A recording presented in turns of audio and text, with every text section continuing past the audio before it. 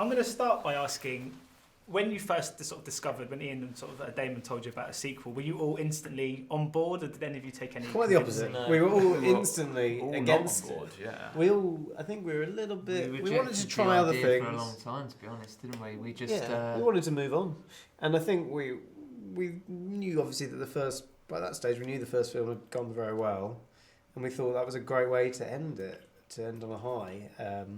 So no, we took some convincing. It wasn't until we read the script and saw how funny it was, and knew that we had the opportunity to make a film that was funnier than the first one. That's when our interest was piqued. So are you guys able to have any kind of input into how the characters might progress? Were you able to say to Damon and Ian, I don't think they do that, I think they maybe do this? Quite protective of it, really. I mean, I think because also, I mean, these characters are sort of based so much on their own childhood and their own adolescence and their own memories. I think they are quite sort of, they do sort of ring fence that creative process quite a lot. And what's great about Ian and Damon is that they've already thought of that. They've already thought about the characters so well. It's just up to us then to do our jobs as actors. Yeah, and also with the Inbetweeners, there's very little progression anyway. If they progress and learn, then it takes away a lot of what makes them funny. Yeah, we had the odd joke here and there, didn't we? The odd we had the odd idea that made it into the film, but in general, they're on top of it. And does their sort of protectiveness over the characters add a pressure to you guys at all?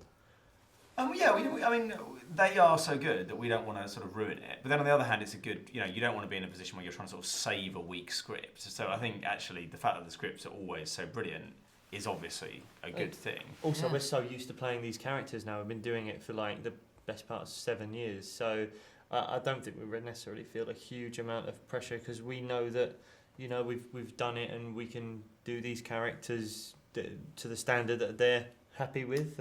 It's the standard that can sort of scrape through it. The standard that's, about and mediocre no more.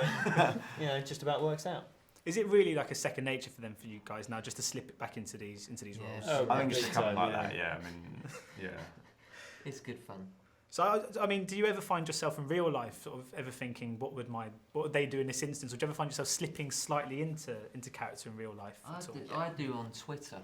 I like to do it on Twitter because I get because of my character, I get, I'm obviously in a very vulnerable position if you're Jay from the Inbetweeners. So I get a lot of stick on Twitter and I just think, should be allowed to give a bit back. And it's all good fun. But that's about as far as it goes. Anyone that meets me personally, they'll see me in the street and think, oh, that's Jay from the Inbetweeners. Let's go and talk to him. Let's go and ask him for a picture. He'll be this mental pervert sex pest. This is going to be great. And amazing, that's what they want. Jay. And I go, oh, hello, guys. Yeah, can we... Oh, we've got to be quick. I'm just dropping this off to the laundrette and my wife and kids are in the car. And then you just see a bit of them, their soul sort of die in there. Just sort of a little glaze over in the eyes and they're just sort of like, oh, he's not Jay from the Inbetweeners, he's a boring man. Yeah. But it's probably, it's good that you're not Jay from the Inbetweeners, or in the sort of broader sense. I keep just upsetting, I keep disappointing people. It's tough, I don't want to live my life like that. I find you quite disappointing. Yeah. Well, I'm sorry, Blake. Too late. Too late now, mate. Well, it's very sad, isn't it? It's taken a sad tone. I was nervous.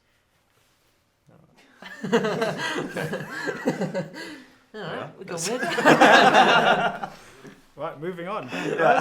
In the first film, I remember you guys saying that there was many times when you were shooting and the take would be ruined by someone just shouting out a catchfriase or recognising one of you. Oh yeah. I was wondering if that was the case in Australia. How popular you guys? Well, there was a funny thing where people would think we were on holiday together, which is quite a sweet idea. Quite idea that we did just all go out. I mean, obviously these two have got kids and Simon and Joe's both married, so the idea we'd still sort of take our holidays as a four is quite sweet.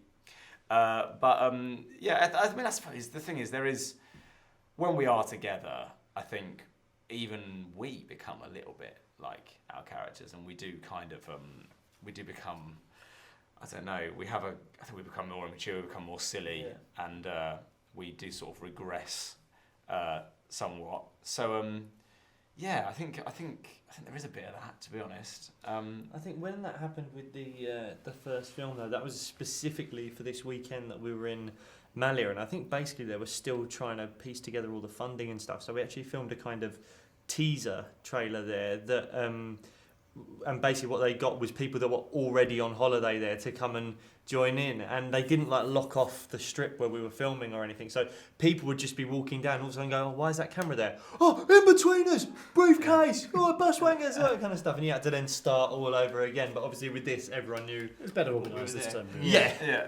What is the most common thing people shout then, would you say? Briefcase. Briefcase, Do the dance. Wankers, Yeah, do the plunge. I mean, friend is quite Friend. Your yeah. dad's going. popular.